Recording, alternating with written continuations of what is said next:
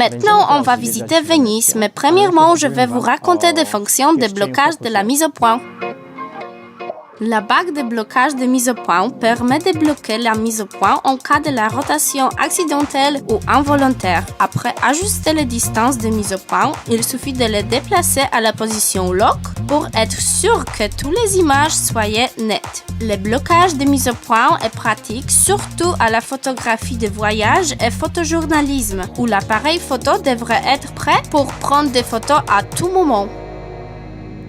Je vous ai déjà montré comment fonctionne le blocage de mise au point et maintenant je vais vous expliquer comment utiliser l'échelle de distance hyperfocale. L'échelle de distance hyperfocale donne la certitude que tout est plein se trouve à la profondeur de champ. Par des chiffres à l'échelle, on entend le diaphragme que vous devriez choisir en utilisant le mode priorité ouverture. La distance minimale de mise au point que sera nette se rapporte à l'ouverture et est donnée à la documentation d'objectifs.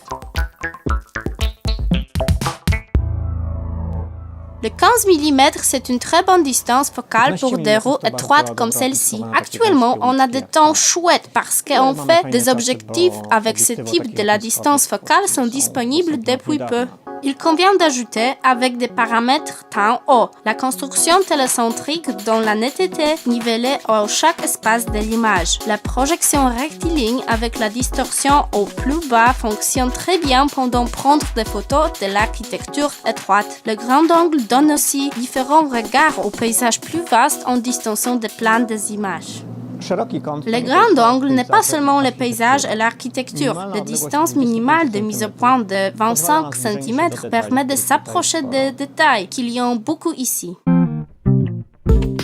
Venise est connue pour un joli verre qui donne envie de les photographier. La distance minimale faible et la grande clarté vous permettra d'être distancé du fond. En prenant des photos par des vitres, il faut se rappeler les filtres polarisants qui réduisent des réflexions à ne pas prendre des photos comme ceci.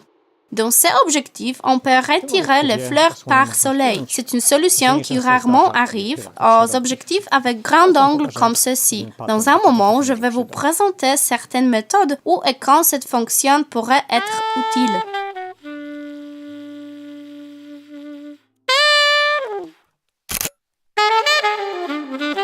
En adossant l'objectif contre la vitre, on peut se débarrasser des réflexions totalement et obtenir des photographies de qualité studio.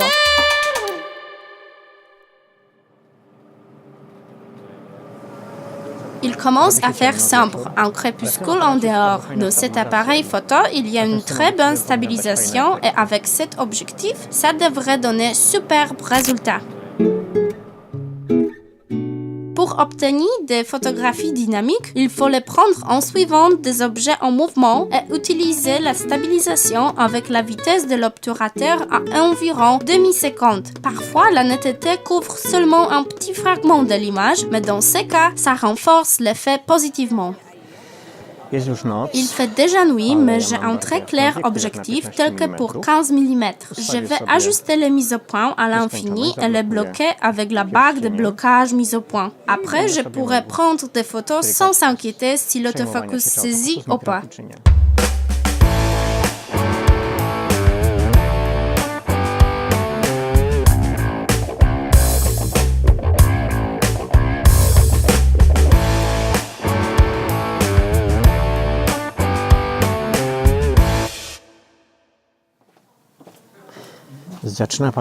Il a commencé à pleuvoir. Par contre, l'appareil photo et l'objectif sont résistants aux gouttes de pluie, donc ça va donner des photos agréables.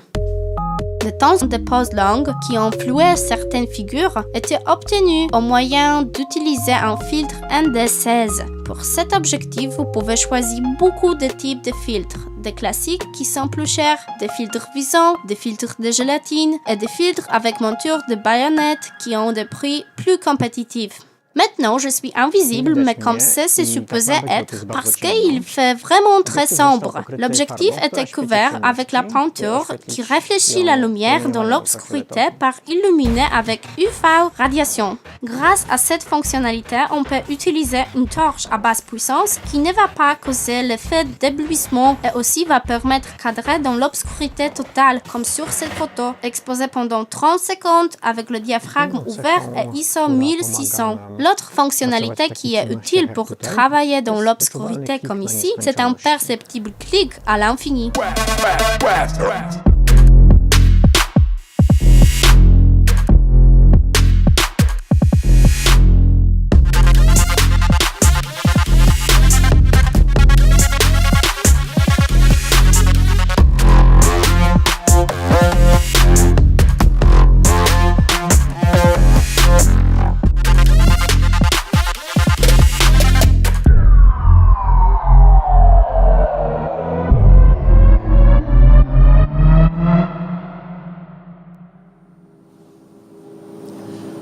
Jusqu'à ce moment, je faisais le time-lapse en classique manière, on peut dire. En ce moment, j'aimerais mettre un filtre de gélatine pour prolonger le temps d'exposition et pour obtenir des photos plus flouées.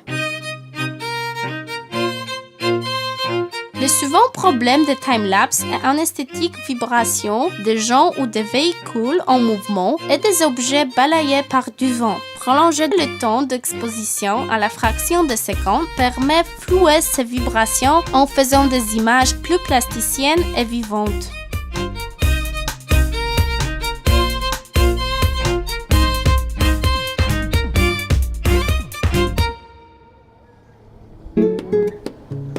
L'objectif est loué par IRIX. Je pense qu'il vaille la peine de faire un rendez-vous avec IRIX encore une fois à l'autre paysage.